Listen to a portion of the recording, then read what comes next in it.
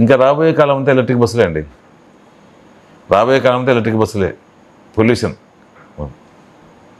నీకు ఆ విధంగా ఇప్పుడు మనకు ప్రొడక్షన్ వస్తే అంతా ఎలక్ట్రిక్ బస్సులకే వెళ్తారు.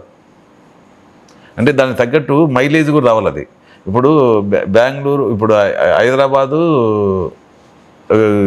విజయవాడ ఎలక్ట్రిక్ బస్సులు, ప్రైవేట్ బస్సులు ఉన్నాయి. వాడు ఏం చేస్తాడు, సూర్యాపేట దగ్గరికి వెళ్ళే లోపల మనం ఛార్జింగ్ పెట్టుకోవాలి. ఆడ మళ్ళీ ఛార్జింగ్ పెట్టుకుంటే 1.5 hour 2 hours వెయిట్ చేయాలి.